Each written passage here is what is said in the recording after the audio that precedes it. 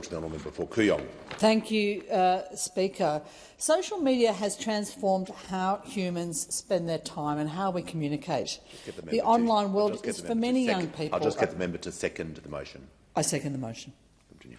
The online world is for many young people a preferred place to access information, to build social and technical skills, to connect with our families and our friends, to learn about the world, to relax and to play.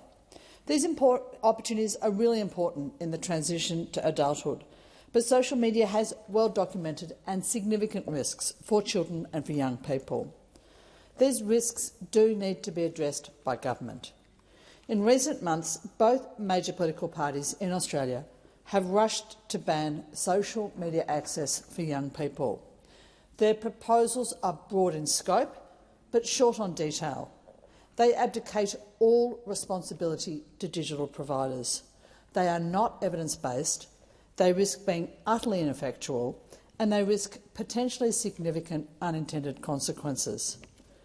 The UN Committee on the Rights of the Child states that national policies should be aimed at providing children with the opportunity to benefit from engaging with the digital environment and ensuring their safe access to it. Whether bans are practically possible remains debatable.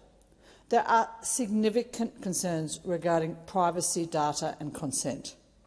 Bans could well create more risk for children who still use platforms, because they'll remove the incentives to ensure robust child safety features for those younger users who evade age assurance measures.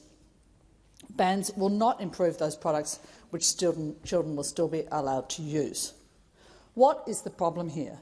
The fact that we in this country allow billion-dollar companies to market unsafe digital products, or the fact that some of the people who use those products are teenagers? Experts have suggested that we should look at more targeted interventions rather than rushing to poorly considered, technically challenging blanket bans on social media access.